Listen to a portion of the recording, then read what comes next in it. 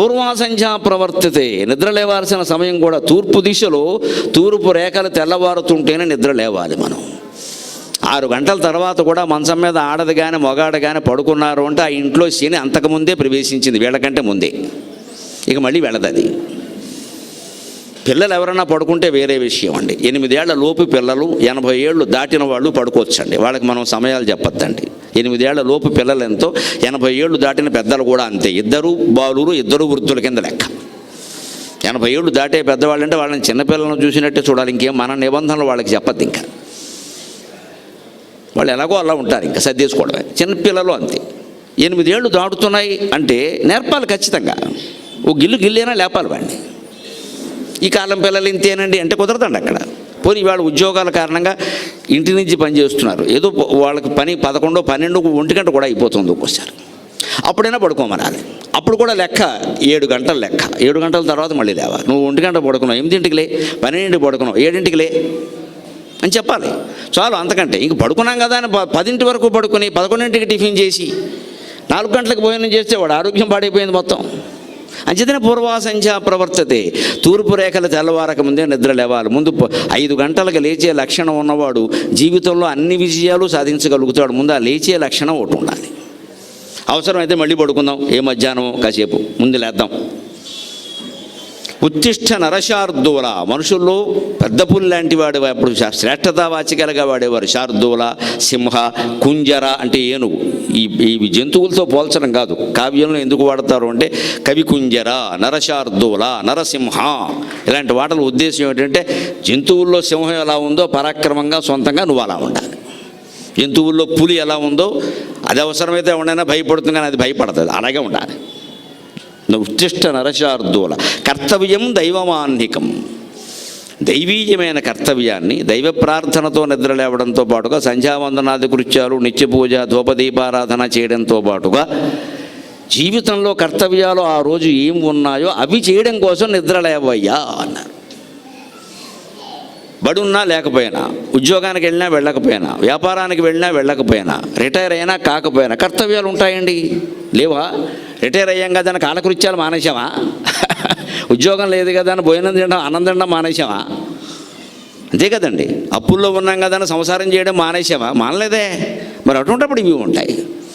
అంచేది ఏ స్థితిలో ఉన్నా మనిషికి కొన్ని కర్తవ్యాలు ఉంటాయి. ఆ కర్తవ్యం చేయడమే మన ఉద్దేశ్యం. అంటే మీకు సరిగ్గా విష్ణువాలయంలోకి వెళ్ళినప్పుడు, ప్రధానంగా రామాలయంలోకి వెళ్ళినప్పుడు మీరు గమనించండి, ఆంజనేయ స్వామిని గమనించండి. కరుత్మంతుడు బదులు ఆంజనేయ స్వామి ఉంటాడు రామాలయంలో. కృష్ణాలయంలోనో వెంకటేశ్వర స్వామి ఆలయం అంటే గరుడ స్వామి ఉంటాడు. సరే, ఆంజనేయ స్వామి ఎలా ఉంటాడండి? ఇలా ఉంటాడు. మనం దండం పెట్టకముందే ఆయన పెట్టేస్తాడు. నాకు ఒక్కోసారి రామాలయానికి వెళ్ళినప్పుడు సిగ్గుగా ఉంటుంది. మనం ఆంజనేయ స్వామికి దండం పెడితే మనకంటే ముందే పెట్టేసి ఉన్నాడు. ఇది ఏమిట్రా బాబు, మనకంటే ముందు పెట్టేస్తున్నాడు అన్న అని ఎప్పుడో ఒకసారి అనిపించి, చేయెత్తి మ్రొక్కకుండగనే చేతులు జోడించునట్టి వేల్పువు నీవే ఎక్కడో పద్యం చెప్పాను నేను. మేము ఇంకా నీకు నమస్కారం చేయకుండా మాకు నమస్కారం చేస్తున్నావయ్యా. మోచేతి మీద దాటితివి ఆ చారిత్రక పయోధిని అంజని తనయా. మోచేతి మీద దాటితివి ఆ చారిత్రక పయోధిని అంజని తనయ. ఇటువంటి వాడివి కాబట్టి మేము దండం పెట్టకుండానే నువ్వు దండం పెట్టేస్తున్నావు, భక్తుడు కదా అని. రామభక్తుడు అంటే ఆయనకి రాముడితో సమానం. అందుకని మేము పెట్టకుండానే నువ్వు పెట్టేస్తున్నావయ్యా, నీకు తర్వాత మేము పెట్టాలో పెట్టకూడదో అర్థం కావట్లేదు.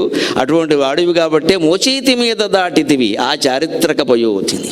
అంత చరిత్ర కలిగినటువంటి పయోధిని, దక్షిణ సాగరాన్ని నీ మోచేతి మీద ఒక్కసారి ఇలా అని దూకి పారేసేవయ్యా. ఏమి సాహసం, ఏమి సాహసం. అటువంటి జీవితం నుంచి, హనుమంతుడి జీవితం నుంచి మనం ఏం నేర్చుకోవాలంటే 2 మాటలండి, కర్తవ్యము, స్మర్తవ్యం. హనుమంతుడు సుందరకాండలో ప్రవేశించిన మొదలు యుద్ధకాండలో కానీ, తర్వాత ఉత్తరకాండలో కానీ మీరు ఎక్కడైనా గమనించండి, ఆయన పాత్ర చెప్పిన పనే చేస్తాడు, అనవసరంగా వేలెట్టాడు. అది కూడా చెబితేనే చేస్తాడు, చెబితేనే చేస్తాడు. చాలామందికి ఒక అనుమానం వస్తుంది రామాయణం చదువుతూ ఉన్నప్పుడు. కాస్త సూక్ష్మ దృష్టితో చదివితే తప్పకుండా వస్తుంది. ఊరికే పారాయణ కోసం, పిల్లల కోసం, మనవడి కోసం చదివితే రాదు. అది జరగదు, ఇది జరగదు. గ్రంథాలు ఎప్పుడు జ్ఞానం కోసం చదవాలి, ఫలితం కోసం కాదు. సుగ్రీవుడికి మంత్రి కదా హనుమంతుడు, సముద్రాన్ని ఒక్క దూకులో దూకేసినవాడు కదా. అక్కడ కుంభుణ్ణి, నికుంభుణ్ణి సహా మహారాక్షసులందరినీ సంహరించినవాడు కదా. ఇటువంటి మంత్రిని దగ్గర పెట్టుకుని సుగ్రీవుడు ఎందుకండి అన్నేళ్ళు దౌర్భాగ్య దశలో ఉన్నాడు? రామచంద్రమూర్తి రావాల్సిన పని ఏమిటి? హనుమంతుడు లేడా? ఈ పాటి వాలిన హనుమంతుడు చంపలేడా? ఇక రాముడికి కష్టమవుతుంది. ఈయన నరుడు, ఆయన వానరుడు. ఈయన వానరుడే కదా, అదే జాతి కదా, కీలకాలన్నీ తెలుస్తే కదా ఆయువు పట్లు. ఒక్క నొక్కితే వాలి పోడండి. వాలి హనుమంతుడి కంటే బలవంతుడు కాదమ్మా.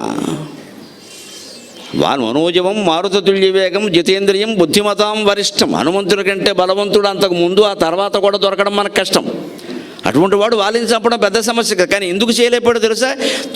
ఈ సుగ్రీవుని యొక్క అహంకారం అందుకు అడ్డమైంది. వాడి కర్మ అలా కాలింది.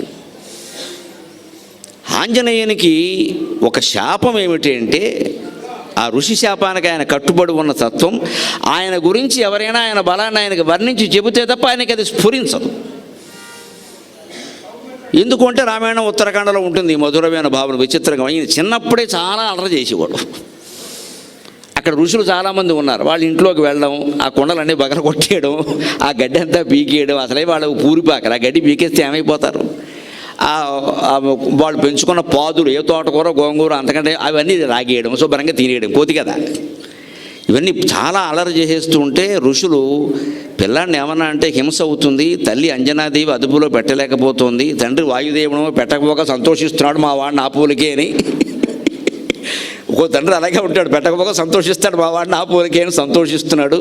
ఇలా కాదు ఇది అని హనుమంతునికి ఎవరైనా ప్రత్యేకించి గుర్తు చేస్తే తప్ప ఆయన బలం గుర్తు రాకుండానుగాక అని రామాయణం ఉత్తరాఖండలో ఋషులు శాపం పెడతారు. మతంగ మహర్షి చెప్పిన మాట ఇది. అది హనుమంతుడికి తెలియదు ఆ విషయం, కానీ అది అమలు జరుగుతుంది. నీకు తెలవాల్సిన పనే లేదు, ఇక్కడ అమలు జరుగుతుంది, జరిగింది. అందువల్ల జరుగుతుందని కూడా హనుమంతుడిది. కానీ ఎప్పుడూ హనుమంతుడికి తన బలం తనకు గుర్తురాలేదు.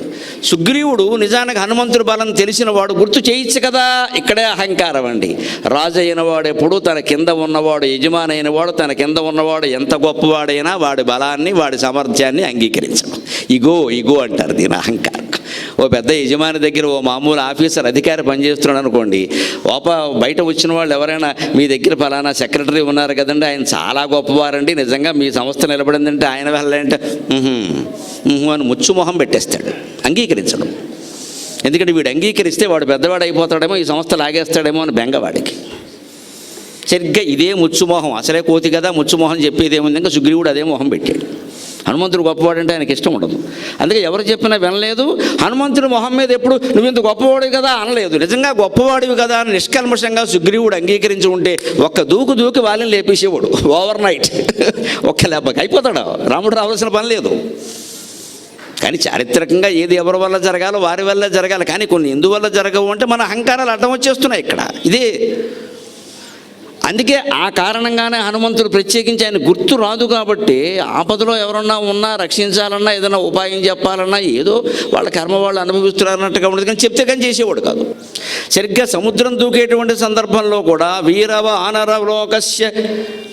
ఆనరలోకస్య సర్వశాస్త్ర విశారద తూష్ణీం ఏకాంతవాసీత్వం అని జాంబవంతుడు వచ్చి గుర్తు చేశాడు.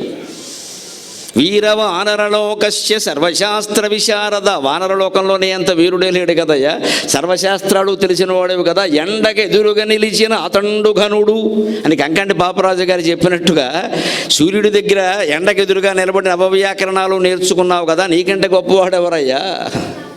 అందుకని ఇంతమంది ఇక్కడ సముద్ర లంఘనం గురించి మాట్లాడుకుంటుంటే తూష్ణీం కిం నభాభసే నభాషసే అలా మౌనంగా ఉంటావేమిటయా మాట్లాడుకున్నట్టు. ఓహో నేనంత బలవంతున్నా, వానరలోకంలో నేను ఒక్కడే వీరున్నా, తాత నువ్వు చెబితే కానీ నాకు తెలవలేదని లేచి ఇప్పుడు ఏం చేయమంటావు చెప్పమన్నాడు. దూకాలంటే దూకి బారేశాడు. అంతవరకు ఏం చేశాడు ఆయన? రామ్ రామ్ రామ్ రామ్ రామ్ రామ్ ఓ బండ మీద కూర్చొని రామస్మరణ చేసుకుంటూ ఉన్నాడు.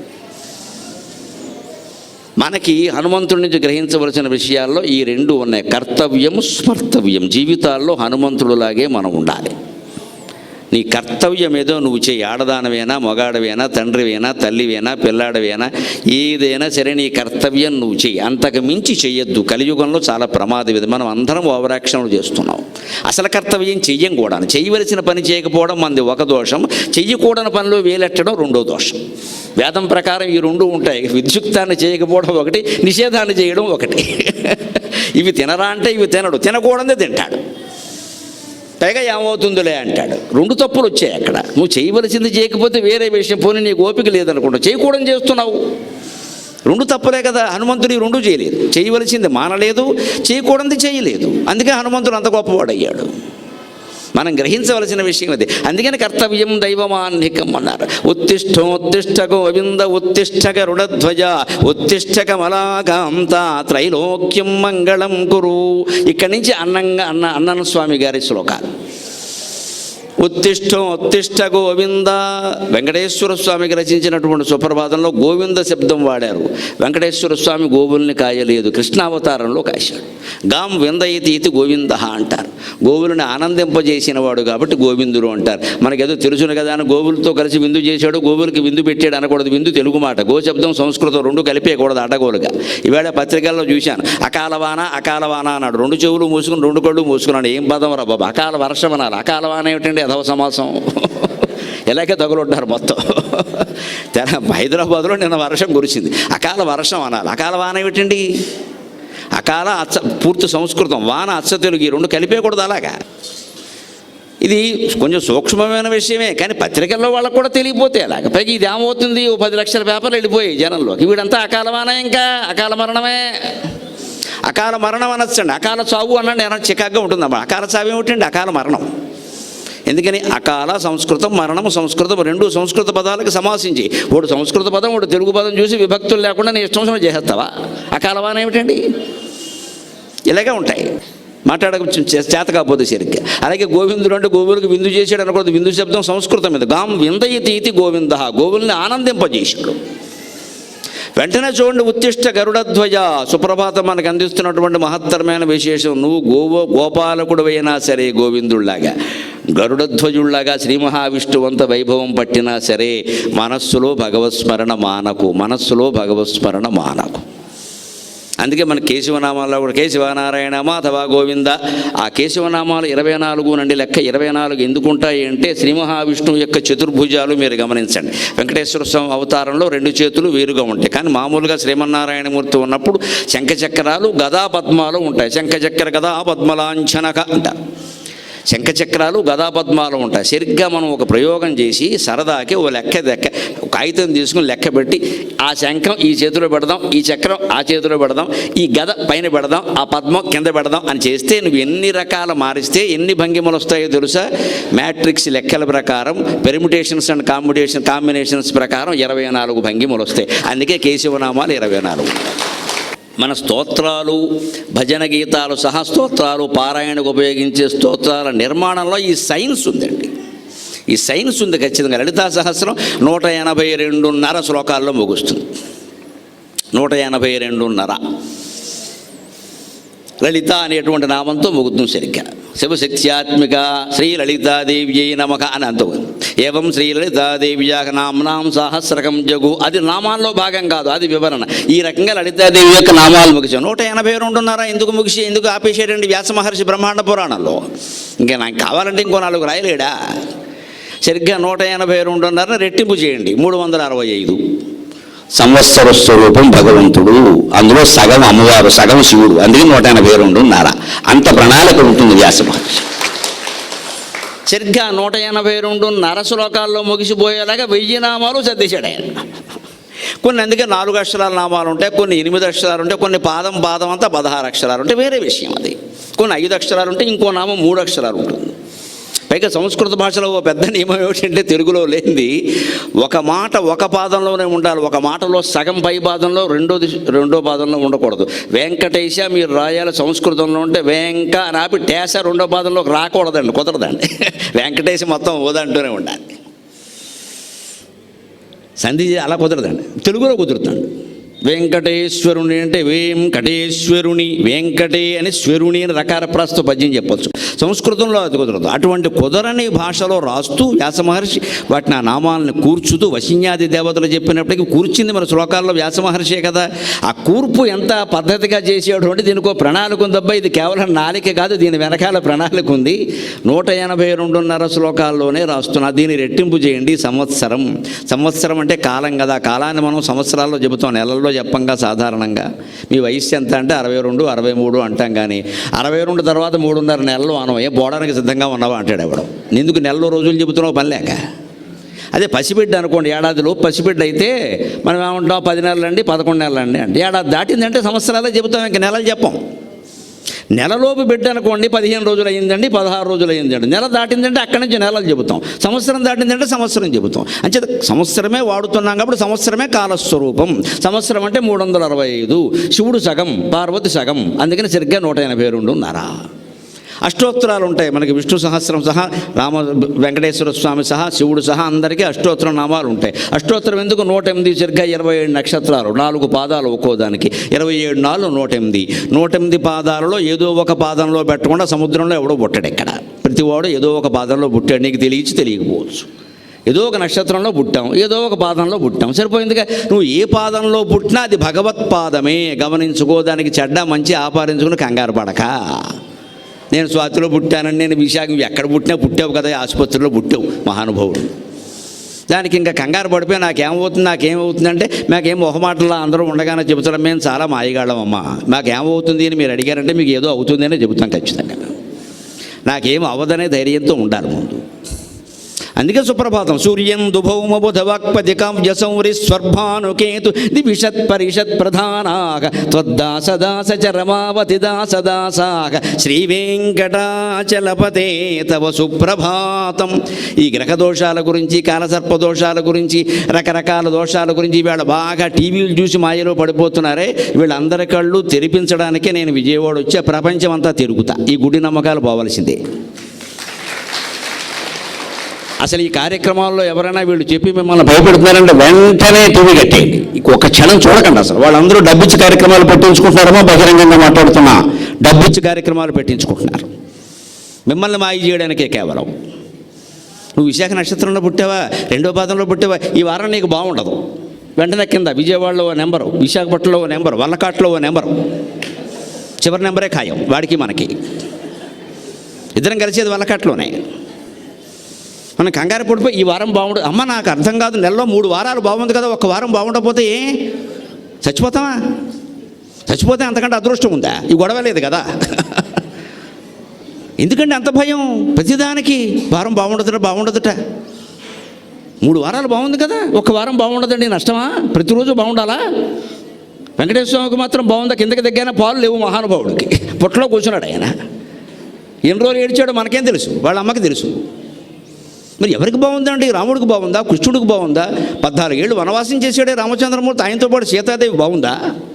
పుట్టగానే జైల్లో పుట్టాడే శ్రీకృష్ణుడు, 8 ఏళ్ళు తల్లికి తండ్రికి దూరం అయ్యాడే, ఎక్కడో పెరిగాడే. అది కూడా దొంగను ముద్ర వేశారే. వెన్న దొంగే కదండి, వెన్నైనా పెన్నైనా దొంగను ముద్ర వేశారే. వాళ్ళు కోరితే కాళ్ళ మీద పడితే మమ్మల్ని నరకాసురుడు బంధించాడయ్యా 16,000 మందిని, మేము బయటికి వెడితే మమ్మల్ని ఎవరు పెళ్లి చేసుకోరు, వాడు అన్ని విధాలా అవమానపరిచాడు, ఇంక చెప్పుకుంటే బాగుండదు, మాకు ఏదో రకంగా కృష్ణుని భార్యలని చెప్పుకునే అవకాశం కల్పించవయ్యా అంటే మహానుభావుడు 16,108 మందిని చేసుకుంటే మనం ఎటువంటి ముద్రలు వేసామండి భగవంతుడైన కృష్ణ పరమాత్మకి? మనకు అర్థం కాక, చేతకాక. ఆయనకు అవసరమా ఇంతమంది భార్యలు? ఈ రేషన్ కార్డులు ఎలాగా, గ్యాస్ కార్డులు ఎలాగా, ఆధార్ కార్డులు ఎలాగా, వీళ్ళందరికీ అద్దెళ్ళు ఎలాగా, ఎక్కడి నుంచి వస్తాయి? ఏమైనా ఆలోచించామా? అసలు 16,000 మందిని మనిషో దేవుడు ఎవరైనా చేసుకోవడం సాధ్యమేనా? అంటే దాని వెనకాల ఏదో ఉంటుంది కదా, ఆ తత్వం తెలుసుకోవాలి. కానీ 16,000 అంటే ఎలా కుదురుతుంది? ఎందుకు చేసుకుంటారండి? అదేనా టీటీడీ సామూహిక వివాహ పథకమా? పోనీ చేసుకుంటే ఏమైనా తెలంగాణలో కళ్యాణ లక్ష్మికి ఇచ్చినట్టుగా 10,000 ఏమైనా ఇస్తారా? ఏమీ ఇవ్వలేదు ఆయనకి, కన్యలను ఇచ్చారంతే.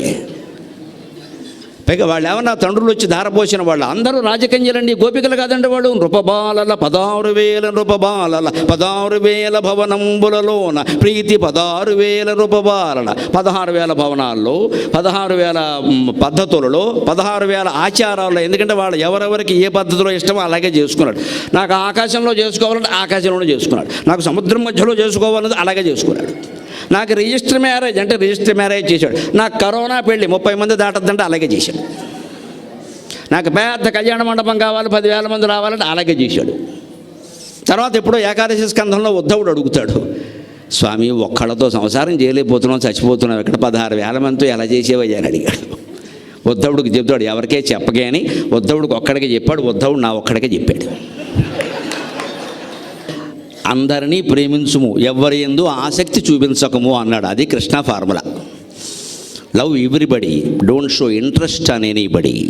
కాపురాల్లో ఉన్నటువంటి స్త్రీ పురుషులందరూ గుర్తుంచుకోవాలండి. అస్తమాను పెళ్ళాన్ని పట్టుకుని అంత అందమైంది లేదు నువ్వు లేకపోతే నేను ఉండాలంటే ఆ పెళ్ళాన్ని ఎత్తికి ఎక్కేయడం ఖాయం, వీడికి చేటా చీపురు ఖాయం. లేదు ఈ స్త్రీయే బలహీనరాలు అయిపోయి మీరు లేకపోతే నా బతికేవాడు, మీరు లేకపోతే నా బతికేవాడు అంటే వాడు వెంటనే రెండో దాన్ని తీసుకురావడం ఖాయమమ్మా, నన్ను మన్నించండి అనకూడదు. అలాగా అనకూడదు. రెండోది వస్తే తోలు ఉడుతుందని చెప్పాలి. ఉండాలి. ఎవరి కాపురం వాళ్ళు కాపాడుకోవాలి. లోకి ఇవ్వద్దు. ఎందుకు ఇవ్వాలి?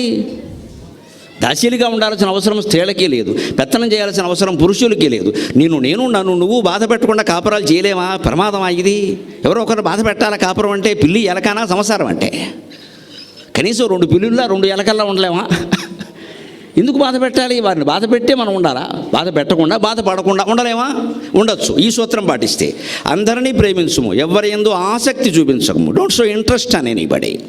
నువ్వు లేకపోయినా నేను ఉండగలను, కానీ నా కర్తవ్యాలు నేను చేస్తున్నా. ఓవర్ యాక్షన్ చేయకి అనేది అందులో ఉంది. అక్కడ చేయరండి, ఎవరు చేయరు, అయిపోతారు. నువ్వే నాకు గతి, నువ్వు లేకపోతే అయిపోయినట్టే అంటే అయిపోయినట్టే ముందే అవగొట్టేస్తారు. కృష్ణుడు అదే చేశాడు. ఏ ఒక్కరికి నెత్తికెక్కే అవకాశాన్ని ఇయ్యలేదు. సత్యభామ పాదాలు పట్టుకున్నాడు అంటారు, చదవక మాట్లాడతారు. ఆయన పాదాలు పట్టుకున్నది లేనిది 1 నిమిషం మాట ఆయనేం పట్టుకోవాలి, ఊరికి వంగాడు. అలాగా అక్కడి నుంచి నంది తిమ్మన గారు పెద్ద పద్యం రాశాడు, అంతకంటే ఏం లేదు. అదో సరదా. సినిమాలో ఆ సీన్ బాగుంటుంది. పోనీ అలాగే ఆ తల ఉంచాడని అనుకుంది. తర్వాత సత్యభామ గతి ఆమె ఏంటంటే రుక్మిణీదేవి కాళ్ళు పట్టించాడు. వెళ్ళి మా బాగా చెప్పాడు గుణపాఠం. అయిందా? మొగుడు తననేందుకు కాదు, తోడుకోవడం దెప్పినందుకు ఏడిచిందని సామెత. మొగుడు తననేందుకు కాదుట, మొగుడు కొట్టినందుకు కాదుట, తోడుకోవడం దెప్పినందుకు ఏడిచిందిట. మొగుడు కొట్టినా సరే ఆ మొగుడు కొడతాడులే అనేవారు పూర్వం, పెద్ద పట్టించుకునేవాడు కాదు. తోడుకోవడం వచ్చి చెప్తే నీకే అని పెద్దలు తగద పెట్టేవారు. అలాగా ఈ సత్యభామకి చెప్పిన గుణపాఠం ఏమిటంటే, స్వామి మళ్ళీ జీవితంలో ఏ ఆడది ఏ మొగుండి అలా వేపుకు తినకుండా రుక్మిణీదేవి కాళ్ళు పట్టించాడు. వెళ్ళి భర్తృ దానవ్రతం అని పెట్టించాడు. పనిగట్టుకుని అక్కడి నుంచి దానం ఇచ్చేయమన్నాడు. అక్కడి నుంచి బరువు మొత్తం హిమాలయ పర్వతం కంటే పెద్ద బరువే కూర్చున్నాడు ఈయన. లేవలేదు. ఆవిడ మొత్తం బంగారం అంతా వేసిన లేవలేదు పైకి. చివరికి ఏం చేయాలంటే నాకేం తెలుసు మరి రుక్మిణీదేవిని అడగమన్నాడు. రుక్మిణీదేవిని అడగడం ఏంటి? సవతి కాళ్ళు పట్టుకోవడం కంటే అవమానం వేరే ఏదైనా ఉందా? భర్త కాళ్ళు పట్టుకున్నా పర్వాలేదు, పారసేవ చేసినా పర్వాలేదు, కానీ సవతి కాళ్ళు పట్టుకోవడం ఏంటండి? కర్మ వచ్చింది, ఆవిడ పట్టుకుంది. ఆవిడ వచ్చి స్వామివారికి ప్రదక్షిణం చేసి తులసిదళం వేసింది. అంతే. శ్రీమన్ కృపాజల నిధే కృత సర్వలోక అని శుభ్రంగా పైకి లేచాడు. ఈ మాయ ఎందుకు చేశాడు ఈ పెద్ద మనిషి? నా చేత కాళ్ళు పట్టిస్తావా అని సంగతి చూస్తా. భర్త అంటే ఏమిటో తెలియజేస్తా. ప్రేమించాలి భర్తని, పెత్తనం చేయకూడదు. నా మొగుడిని నా అదుపులో పెట్టుకోవడం ఎలాగా? మందు మాకు అని అడగకూడదమ్మా. అంతకంటే మా ఎందుకమ్మా అదుపులో? దేనికి అదుపులో పెట్టుకుని ఏం చేస్తావు?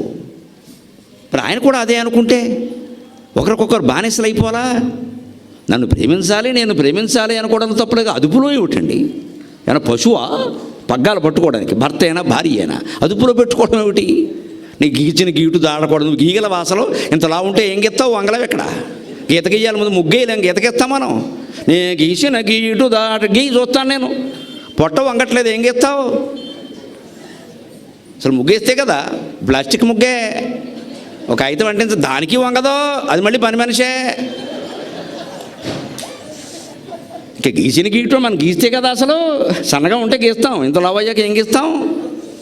ఎందుకు ఈ అహంకారాలు ఆడాళ్ళకి మోగాళ్ళకి అందరికీ? దానివల్లే మొత్తం సంసారాలు సహా సామ్రాజ్యాలు సహా కోల్పోతున్నాయి ఇవాళ. దానికి సమాధానమే జీవితంలో ఎప్పుడూ దేనికి భయపడకండి, స్వామివారి పాదాలు ఆశ్రయించండి.